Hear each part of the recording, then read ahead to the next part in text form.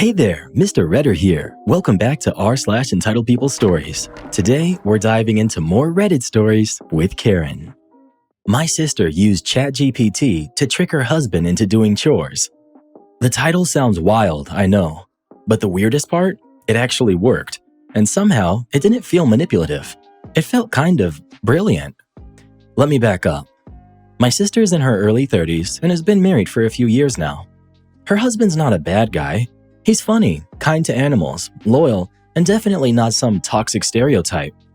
But when it comes to chores, he's totally useless. Not in an aggressive way. He's not storming out yelling, "Not my job," or something like that. It's more like, "Oh, I forgot," or "I was just about to do it, but then..." Classic excuses. Over time, the imbalance got worse. She'd come home from work and dishes would be piled up. He'd be gaming or scrolling his phone while laundry sat in the basket. She asked, reminded, even begged at one point, and it always led to the same outcome. An argument, a half-hearted effort, and her doing it herself anyway. She vented to me constantly, and of course, her friends would always say, "You're right to be upset," which she was. But their advice usually went something like, "You shouldn't have to mother him. If he cared, he'd already be doing it. If he doesn't change, you need to consider leaving." And while she appreciated the support, it never actually helped. If anything, it made her feel more angry, more alone, and honestly, more hopeless. That's when ChatGPT entered the chat. Literally. My sister and I had both been using it for a while now for extremely important work, like making pictures of our cats in space and crafting Middle-earth recipes. Nice. While we were on the phone and she was venting again, she said, kind of jokingly, "I wish I could just use AI to reprogram him." I laughed, but she didn't.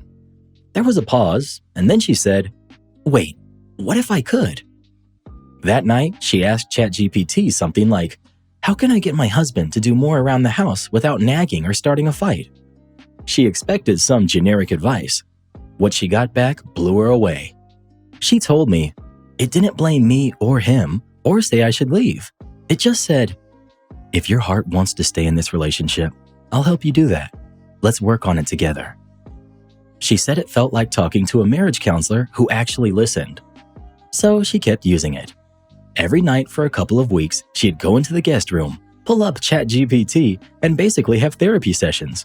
She would ask questions like, "Why does he get defensive when I ask for help?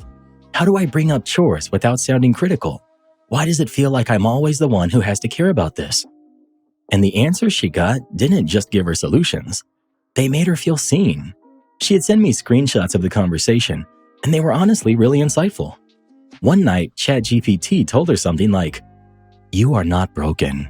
You've just been carrying pain that was never meant to be yours." Another time it said, "Sometimes, when someone feels inadequate, they act like they don't care. Not because they want to hurt you, but because they don't want to admit that they're failing." She told me that line really stuck with her. Eventually, she started asking ChatGPT for help crafting texts or conversations, like, "Can you help me word a message that makes this feel like a team effort?" Or, "What's the best way to ask him to clean without making it sound like a demand?" And ChatGPT would deliver these perfectly neutral, kind, encouraging suggestions. Stuff like, "Hey, I've had a long day. Want to team up and knock out the house reset together so we can relax after?" Or, "I love how we work as a team. Can we do a little weekend cleanup sprint and then just crash with pizza later?" No passive aggression, no guilt tripping, just clear, emotionally smart communication. She also asked for help on when to bring these things up. Not in the middle of a bad mood, not right before bed, not when he's distracted or already stressed. And slowly, it worked. He started doing stuff. Not perfectly and not overnight, but consistently. Dishes got done, trash taken out. He even started noticing things on his own, like the towels needing washing or the dog bowl being low. During one visit, I was like, "Wait, did he vacuum?" She just smiled and said, "He thinks it was his idea." The thing is, he was happier too. He didn't feel criticized. He felt useful, helpful, like they were a team again. He even told her one night, "I like how we're working together lately. It feels good." That's when I realized she hadn't tricked him with lies or fake personas or manipulation. She just figured out how to talk to him in a way that he could actually hear. When I asked if she ever felt guilty about it, she said, "No, I'm still being honest. I'm just letting someone or something help me say it better." And honestly, I get it. We're all out here repeating the same fights over and over, trying to get through to people who love us but don't know how to listen or don't know how to change. And sometimes the problem isn't love, it's the language we're using. She used ChatGPT like a translator, not to manipulate her husband, but to bridge the gap between what she felt and what he could understand, and it worked. So now I'm wondering, maybe AI isn't about replacing human connection, maybe it's just helping us do it better. Maybe my sister didn't trick her husband at all. Maybe she just learned how to speak love in a way that he could finally understand. So what do you think? Is that manipulation or just really smart love? Would you ever use ChatGPT to fix your relationship? This is honestly beautiful. Love language, as corny as it might sound, is absolutely real. We all feel love differently, and we all hear love differently too. The way we express ourselves might seem perfectly clear to us, but to someone else, those same words can come across completely differently. It's not just miscommunication, it's the fact that life itself is subjective, not objective. Science even backs that up. Our brains filter everything through personal experience, emotion, and memory. So when someone doesn't understand us, it's not because they're ignoring us or trying to be difficult, they're just hearing it through their own lens. That's why we don't need to get mad when someone doesn't get it right away. They're not wrong, they're just living in a different version of the same conversation. This is so true. The words we use absolutely carry intent, but it's the emotional state behind those words that people really pick up on. You can say all the right things, but if you're irritated or resentful, that energy leaks through, and the other person will feel it even if they can't explain why. I once had a friend in sales who told me, "I can sell anything to anyone if I keep my emotions in check, but when I'm upset, I can't even give stuff away for free." That stuck with me. It's the same in relationships. Tone, timing, emotional presence, all of that matters just as much as the actual words. People respond to how you make them feel, not just what you say. Wow, okay, I'm just gonna say it. Your sister was emotionally manipulative, plain and simple. All this love language stuff people are going on about is nonsense. If someone doesn't understand you, it's not because of some deep emotional disconnect. It's because they're either too lazy or too stupid to care enough to try. That's what happened with my ex-husband. He was useless. I begged him for years to just be a decent partner, but he made everything harder. When I finally divorced him, it was like breathing fresh air again. I go out with friends now. I date guys without ever having to live with them or clean up after them. I doubt I'll ever get married again. It hurt too much when it all fell apart. But the good thing? I'll never be hurt like that again. Not trusting anyone keeps me safe. Say what you want, but it works. Wow, that last commenter though. I used to get a bit upset when we read comments like that, but now I just feel compassion for them more than anything. That's their pain speaking through them. Right. That's why we've always included a few comments that seem so angry and hurtful. It was always about showing the contrast and deepening the lesson of the story we just read. Lesson, huh? Well, I hope these lessons have helped our listeners as much as they've helped me. Would you believe I haven't even reported anyone to the HOA in over a week now? Well, I'm proud of you, Karen. And I'm proud of our listeners too. And I can't even tell you how honored we are to be sharing this moment with you. My ex demanded half of my dog because we raised her together. A few months ago, I separated from my ex. The breakup itself was painful enough. He cheated, and the worst part was who it was with. It was an old coworker of mine, someone we had actually gone to a game with once together. I only found out because another friend mentioned seeing them out again, just the two of them. When I checked his phone later, the messages left no doubt about what was going on. But just when I thought things couldn't get more absurd, he found a new way to push my buttons. I have a dog. She's been my companion for years, long before he came into the picture. I paid for her adoption. I paid for her food, vet bills, training classes, and everything else. My name is on all of the paperwork. She is, in every way that matters, my dog. When we lived together, he'd play with her here and there, maybe take her on a short walk if I asked. But the bulk of the responsibility was always mine. I fed her, bathed her, scheduled her vet visits, trained her, and built that bond. To me, she's my family. So imagine my shock when, after the breakup, he suddenly decided he had rights to her. Out of nowhere, he started texting me things like, "We raised her together, so it's only fair I get part of the custody." At first, I thought he was joking. I laughed it off because who talks about dividing a living animal like she's a timeshare? But he was dead serious. He told me he had come up with a plan. And when I say plan, I mean he actually sat down and wrote out a little calendar of which days his half of the dog would be with him and which days she would be with me. I told him absolutely not. That dog has been mine since day one, and after what he did to me, I wasn't about to hand over my best friend just so he could soothe his ego. That's when he called me selfish. He said I was only keeping the dog to get back at him, that because we raised her together, I was obligated to divide her the same way people split property in a divorce. He even compared her to a piece of furniture.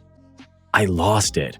I told him straight up that he had no right to her, that he never once paid a single vet bill or bought a single bag of food. He would toss a tennis ball once in a while, and that was the extent of his involvement. My dog isn't some object to carve in half. She's a living, breathing animal who deserves stability. But he wouldn't drop it. He told mutual friends that I was being vindictive by keeping our dog from him. He painted himself as a loving pet parent who just wanted time with his fur baby. Never mind that he spent most nights out cheating, leaving me to handle everything. Never mind that when the dog got sick once, he refused to even help with the late-night emergency vet run. Eventually, he sent me a long message outlining why he thought he deserved half custody. He wrote it like a legal document, with bullet points about joint investments of time and shared emotional bond. Reading it was surreal. It was like watching someone try to negotiate custody of a lamp, except the lamp was my dog. I never responded. I didn't need to. The adoption papers, the vet records, the microchip, all in my name. If he really tried to push this legally, he wouldn't stand a chance. And honestly, the whole thing just revealed how entitled he really is. Cheated on me, broke my trust, and now he thinks he's entitled to split custody of my dog? The audacity is unreal. These days, my dog is safe, secure, and snoring happily next to me every single night. She doesn't need to be shuttled back and forth like some rental. She doesn't need an entitled ex trying to stake a claim to her like she's a piece of property. He can whine all he wants, but at the end of the day, the dog is mine. Always has been, always will be. Edit. A few people are asking why I even still talk to him instead of just blocking him. The answer is mostly practical. We were together for a long time, and untangling our lives hasn't been quick. He had a lease to sort out, shared bills in both of our names, and a storage unit full of things that still needed to be divided. We had a lease to be sorted out, shared bills in both of our names, and a storage unit full of things that still needed to be divided. So for a while, I kept communication open just to get through all of that. I also didn't want to risk him escalating and showing up at my place out of nowhere. Having some line of contact felt safer until everything was sorted out. But now that the dust is settled, there's no reason to keep entertaining his nonsense. The next step probably will be blocking him for good. This is classic entitled ex behavior. They put in the bare minimum, then suddenly claim ownership once it's convenient. You did the feeding, the vet visits, the training, all of it. He threw a ball sometimes. That doesn't make him a dog parent. That makes him a guest in your dog's life. Don't even engage with his custody plan. Dogs aren't kids, and legally, he has zero standing since all the paperwork is in your name. If you give him an inch, he'll take a mile. Keep records of everything, and don't let him use the dog as a way to keep a foot in the door. Honestly, it sounds like he didn't even want the dog until you left him. Now it's less about the dog and more about punishing you. The whole custody calendar is just him trying to keep control and stay connected. Block him when you can and enjoy your life with your pup in peace. Imagine cheating on someone, then demanding half their dog like it's a couch. Right? He didn't raise that dog. He just tossed a tennis ball. And a custody calendar? That's unhinged. The only thing OP owes him is a block button. Seriously, if you've never blocked someone that you just can't stand, give it a try. 10 for 10 would highly recommend. But what if they tell people lies about you? We're not in control of the things that others say about us. We are in control of whether or not we give our attention to them. You know, Karen, You're actually a lot smarter than you look. Thanks, Reddit boy. I wish I could say the same for you, but I haven't told a lie in over a week now, and I don't want to break this streak. Am I the jerk for ignoring my parents' attempts to bond with me after years of them focused only on my disabled brother? So I, 17 male, have a younger brother who's 16. He has some pretty serious disabilities, and because of that, my parents' entire lives have revolved around him for as long as I can remember. I don't mean just a little extra attention. I mean full on, every single day, every single moment. Everything in the house was always about him. That might sound kind of noble from the outside, like parents doing everything they can for their child. But here's the thing. The way they handled it was by completely ignoring me and honestly treating me like I didn't exist unless they were yelling at me. If I wanted to talk to them, it would turn into them snapping at me or telling me to be quiet because they were dealing with something more important. And this wasn't just once in a while. This was my entire childhood. When I was little, around 4 or 5, I remember trying to show them drawings I made in kindergarten. I'd be so proud of something, and they'd just wave me away or flat out yell because they were tired or stressed. It only got worse as I got older. Anytime I asked for help with homework or wanted them to come to a school thing, the answer was always no, or they'd lash out and say they didn't have time for my nonsense. This pattern continued to the point where I started avoiding them. After a while, I realized that if I kept to myself, I'd at least avoid being yelled at. So fast forward to now. My brother recently went into respite for care for the very first time. Basically, it means he's staying somewhere else temporarily so my parents can get a break. For the first time ever, they didn't have him at home, and suddenly their attention turned to me. It was the weirdest thing. They started acting like they cared. Out of nowhere, my mom told me that she made dinner for all of us to eat together, which never happens. And she even made my favorites. When I saw the food, it was mushrooms everywhere. The thing is, I hate mushrooms, always have. I've hated them since I was a little kid, and I've made that clear 1,000 times. They noticed I wasn't eating and asked why, and I just said, "Because you don't know the first thing about me. Stop pretending." They looked kind of hurt and said that wasn't fair, but to me it felt fake. Like, you don't get to ignore me for 17 years and then act like you know what I like to eat. That night turned into an argument. I told them straight up that their attempt to bond was garbage. I reminded them how many times I tried to get their attention as a kid and how they'd yell at me. My dad immediately went back to the same old excuse. "We were under so much stress with your brother." I asked if that made it okay to treat me like I didn't even matter, even when I was a little kid who still needed his parents. It almost turned into a screaming match, so I walked away and shut it down. The next day, they tried again. This time, they were just sitting in the living room and invited me to come sit and talk. I walked right past them. Then another day, they said we should all go for a drive together, like a family outing. I told them to stop. I said flat out that they weren't going to make up for years of ignoring me by suddenly wanting to hang out for a week. Of course, that started another fight.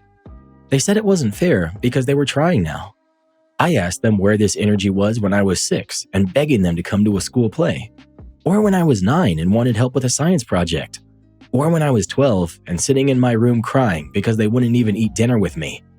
Suddenly, I'm almost an adult and they care about what classes I'm taking and what my teachers say about me. They even asked me to help them figure out the parent portal for school.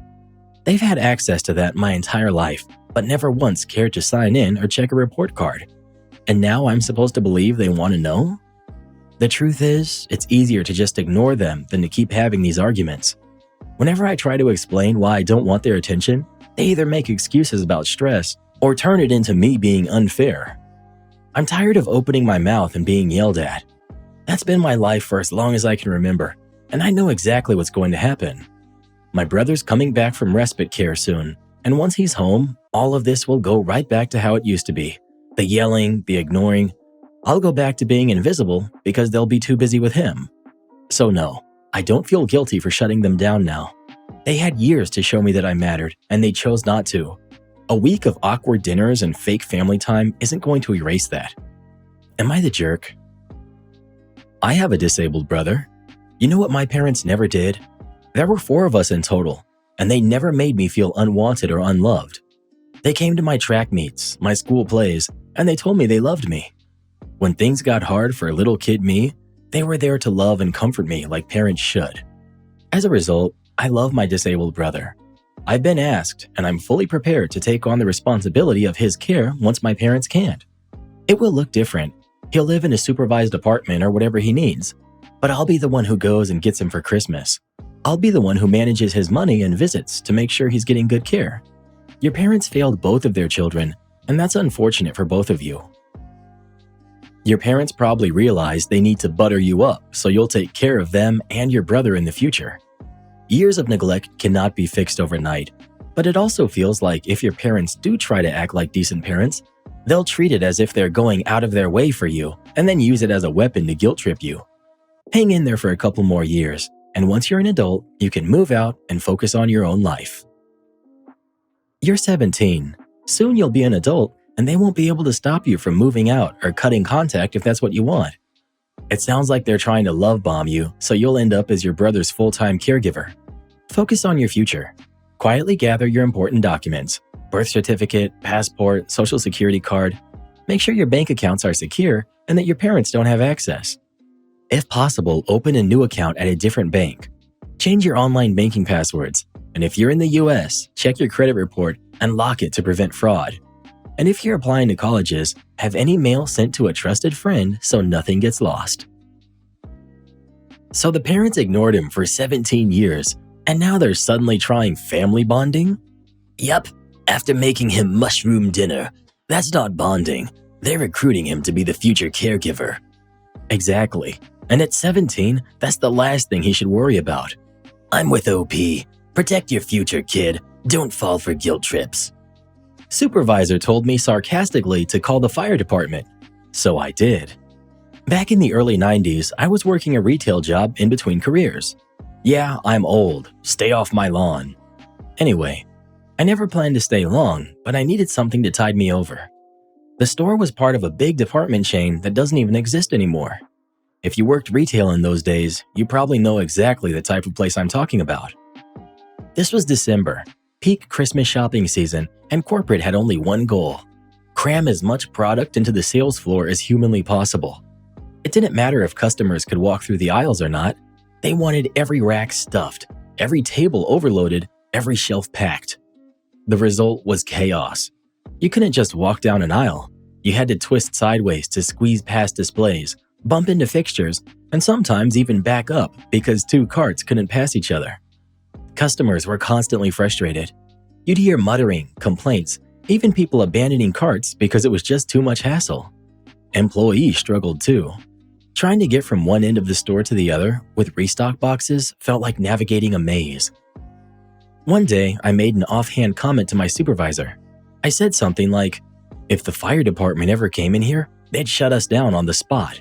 Half the exits are blocked." Now, to be fair, this supervisor was under a ton of stress. The holiday rush, pressure from corporate, angry customers. It wasn't an easy gig. But instead of just brushing off my comment, she snapped. With a sarcastic tone, she shot back. You know what? Then call the fire department. I just raised my hands like, "Hey, I was only pointing it out."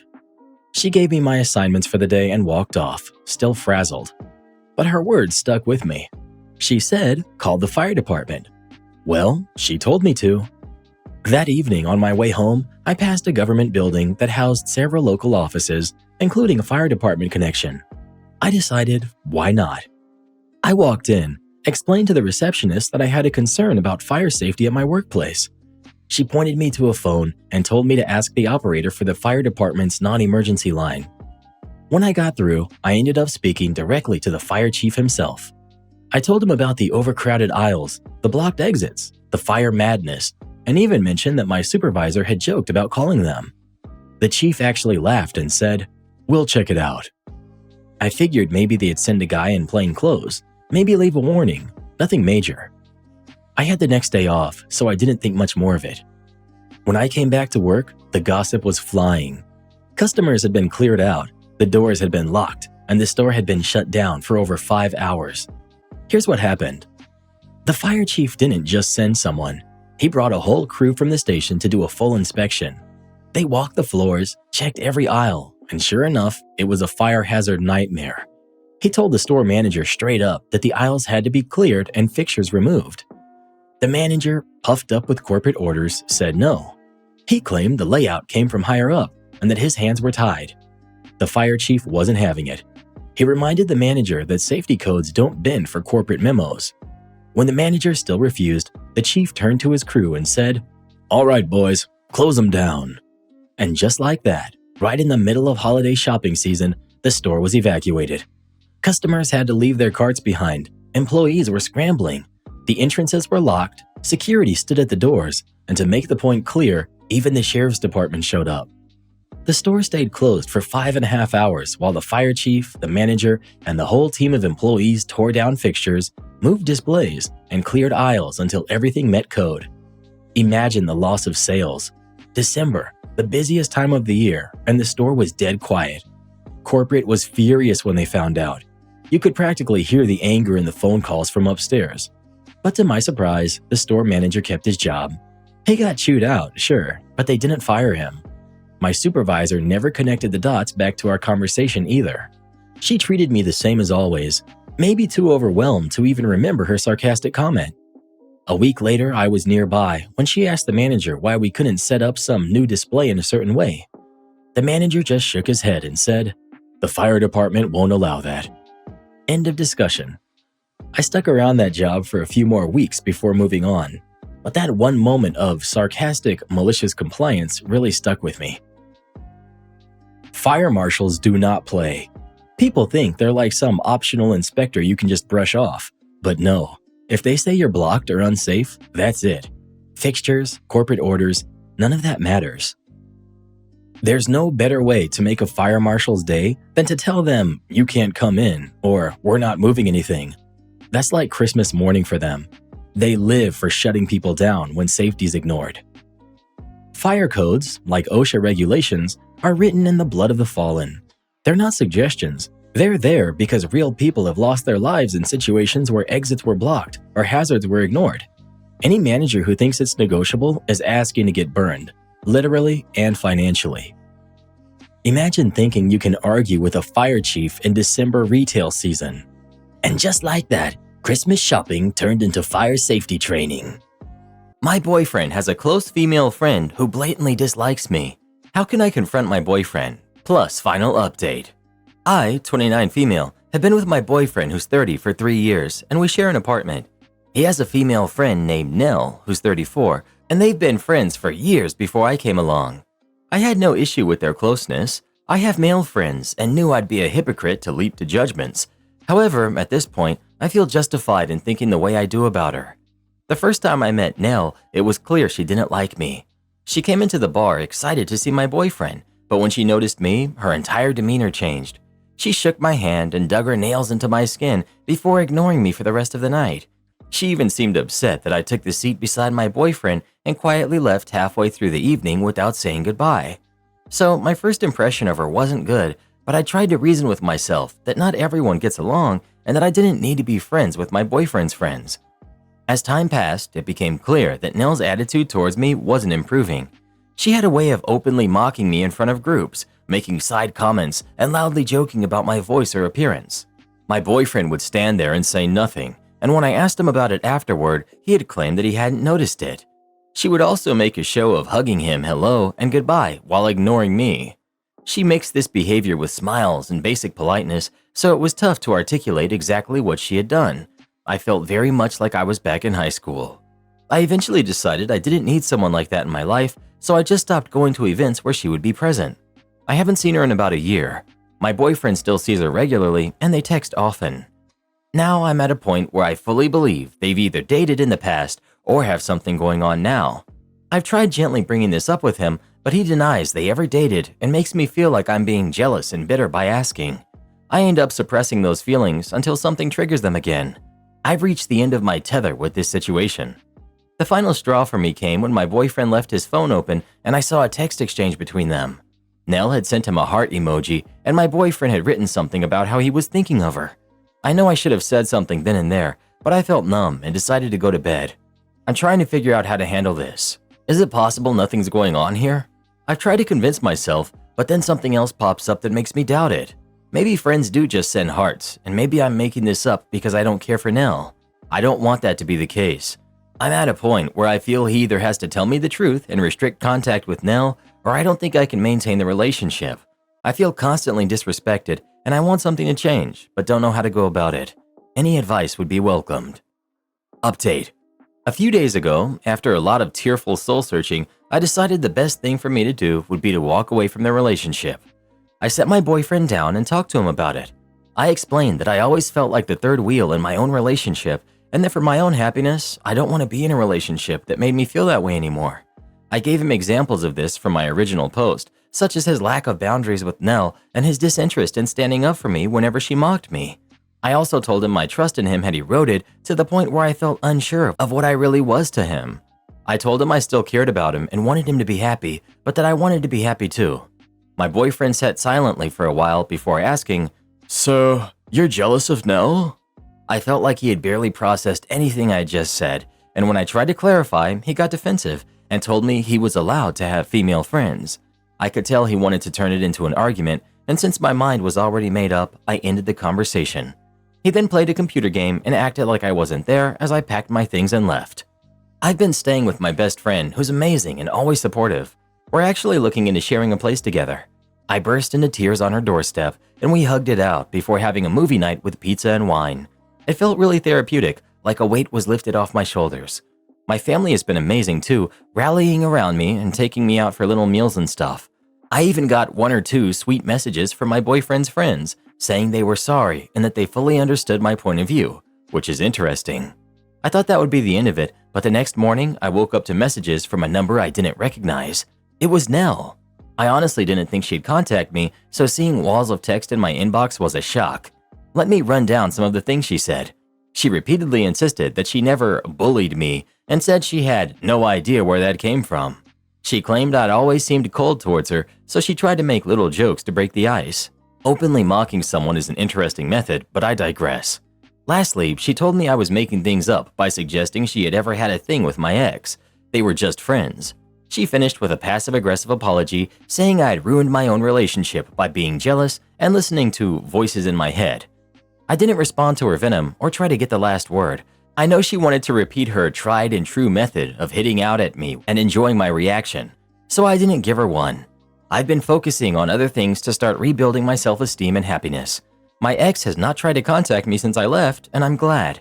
Frankly, I think he and Nell are perfect for each other. I'm well and truly done with this, and I'm so excited about the new things in my life. My friend and I are making arrangements to officially have a place together, and I actually got promoted at work today. I feel like it was a little hug from the universe. In all, things are looking bright. That girl don't want him, she just likes the attention. Good on you for not biting the bait. What do you do when a crazy jerk keeps speeding through your neighborhood and running over your safety cones? Well, you could fill those safety cones with cement and rebar them to the ground. Don't try this at home, but that's exactly what happens in our next video. It just popped up on your screen. Come have a listen, you won't believe what happens.